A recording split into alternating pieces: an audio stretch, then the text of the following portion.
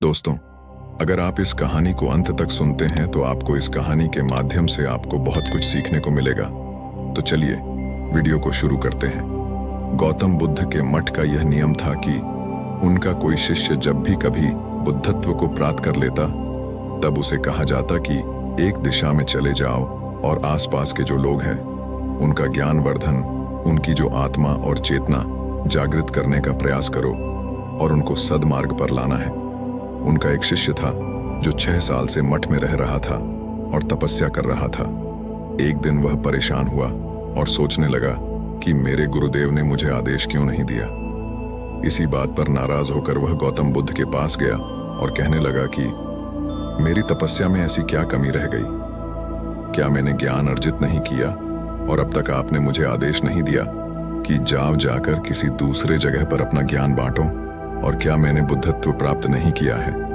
तभी गौतम बुद्ध ने शिष्य से कहा, सुनो, तुम्हें थोड़ा और समय लगेगा, यही समय बिताऊं। यह बात सुनकर वह शिष्य चीत देच गया और कहने लग गया कि गुरुदेव, आपके ज्ञान में कमी रह गई और आप मुझे ज्ञान नहीं दे पाए। गौतम बुद्ध को लगा कि यह समझेगा नहीं और कहा, ठीक है, कल सुबह पूर्व दिशा में एक गांव है, वह जाना और वहां से भिक्षा लेकर आना और अपना पूरा दिन वहीं बिताना और कोशिश करना कि वहां के लोगों को थोड़ा सा ज्ञान बांटना और आकर मुझे बताना कि अनुभव कैसा रहा। वह शिष्य बड़ा खुश हुआ और उसको लगा कि अब तो बात बन गई, अब मुझे आदेश मिल गया।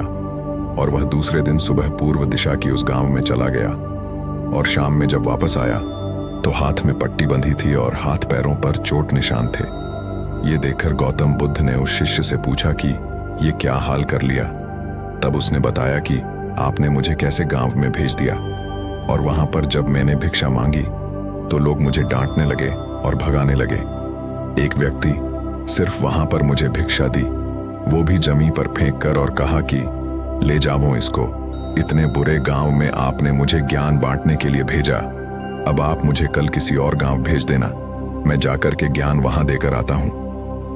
गौतम बुद्ध यह सुनकर थोड़ा मुस्कुराए और उन्हें तो पता था कि ये कुछ कर नहीं पाएगा और कहा कि ठीक है, अगले दिन तुम किसी और गांव जाना, लेकिन एक दिन के बाद जाना और एक दिन मठ में रुके रहना है। अब की बार गौतम बुद्ध ने अपने दूसरे शिष्य को उस गांव में भेजा जहां अपने उस शिष्य को भेजा था।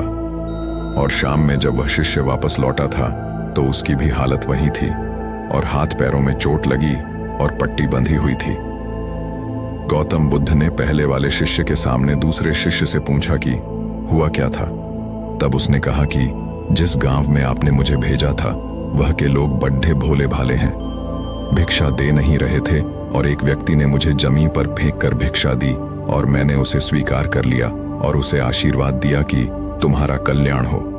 तो वह व्यक्ति चौंक गया और कहने लगा कि आप गजब के इंसान हो, मैं आपको जमीन पर फेंक कर भिक्षा दी और आप मुझे कल्याण हो का आशीर्वाद दिया।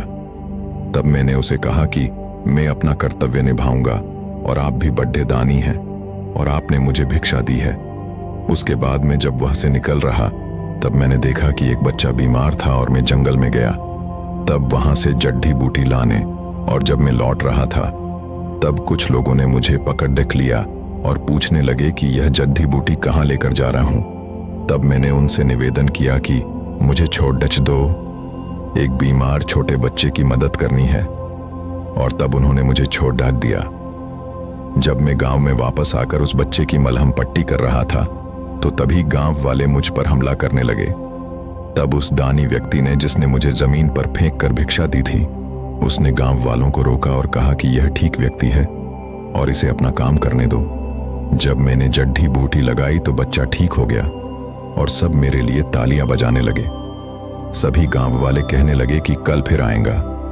गुरुदेव, मुझे कल फिर उस गांव में भेजिएगा, क्योंकि वह बड्डे ही भोले लोग हैं, समझते नहीं हैं, बस प्यार बहुत है, और अब की बार कोशिश करूंगा कि थोड़ा प्यार और उनके पास पहुंचाने का और ज्ञान उन तक पहुंचाने का। वो सब ज्ञानी तो, लेकिन बस जब अनजान व्यक्ति से बात करने में डरते हैं।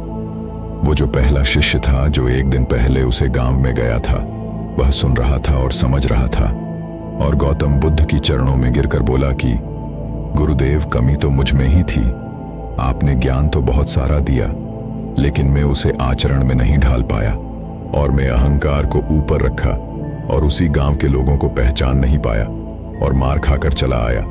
और मार तो इन्होंने भी खाई, लेकिन इनका अहंकार मिट चुका है और ये समझ चुके हैं कि वह लोग भोले भाले हैं और हमें उनसे अलग तरीकों से व्यवहार करना होगा और ज्ञान को आचरण में ढालकर उन लोगों तक पहुंचाना होगा। दोस्तों, ये कहानी हमें सिखाती है कि अच्छा इंसान बनने पर ध्यान दीजिए। अच्छा समय अपने आप चला आएगा।